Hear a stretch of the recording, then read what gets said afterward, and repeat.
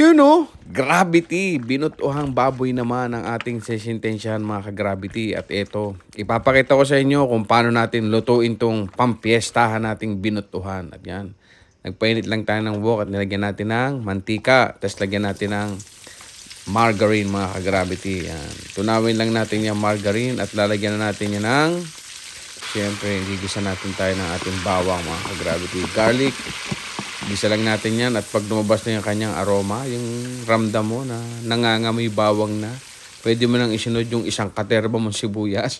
Ganyan karami mga ka-gravity. O, ang dami niyan. Mas maraming sibuyas, mas masarap mga ka-gravity. Yan.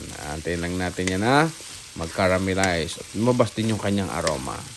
Pagka ganyan ang itsura niya, pwede natin ilagay yung ating minarinade na pork spare ribs, mga ka-gravity. Yan i-marinade ko sa toyo, paminta, konting oyster sauce, at saka liquid seasoning. Yan, halu-haluin lang natin yan, mga ka-gravity. Naglagay din ako ng pickles dyan. Tapos minarinade natin at least mga 1 oras kung nagmamadali kayo. Tapos yan, takpan natin. At yan, hindi natin lalagyan ng tubig. Kita nyo, medyo nagpawis na siya ng konti. At haluin natin. Halu-haluin natin para mapantay. Yan, magtutubig yan ng kusa. Kaya hindi na kailangan natin lagyan ng tubig yan. Kita nyo, no? Tinakpan ulit natin. Buksan ulit. Yan, no? Kita nyo, ang dami na niya. No? Pawis. Yan sariling, sariling sabaw. Kaya napakalasa niyan. Huwag kayong maglalagyan ng tubig at yan na may kusang nang nagsasabaw. Kung kayo halimbawa ay medyo matigas pa ang karne nyo at igana, pwede kayo magsabaw. Pero pagka ganyan, yung mga bata pa yung baboy, ika nga patiner, ay napakadaling palambutin yan. Kaya halu-haluin lang natin. At yan, sa puntong ito, maglalagay tayo ng liver spread mga ka-gravity. Yan ang magpapasarap dyan sa ating binutuhan. Lagay tayong liver spread. 2 yung nilagay kong yan. At kasi medyo marami ang ating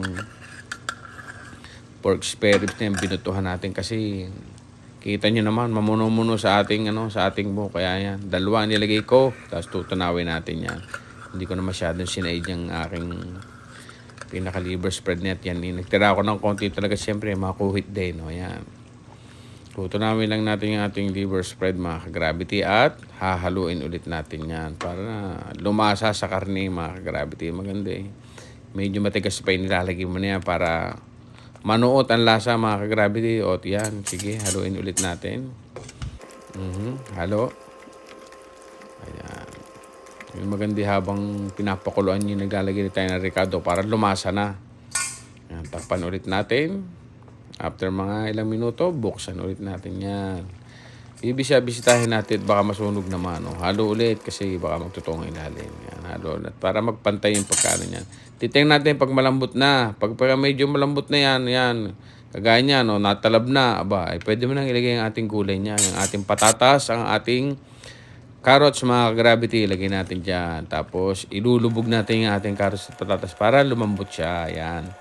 Para maluto. Takpan ulit natin. After nyan, buksan ulit. Mga ilang minuto. Lagay natin ang ating red pepper, mga ka-gravity. Yan yung pampalasa yan, mga ka-gravity.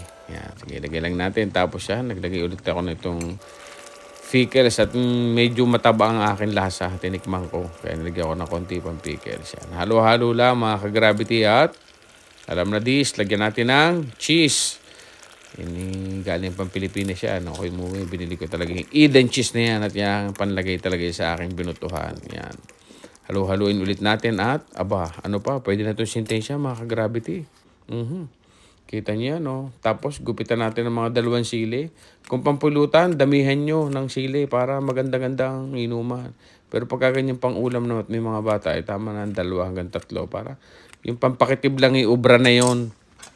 Ito, haluin ulit natin. At pag nahalo yan, pwede nating patayin ang apoy at siyempre, sisintensyahan na natin yan. At yan husay na mga ka-gravity. Yan yung lasa niya. Parang pampiestahan ang lasa niyan. Yan.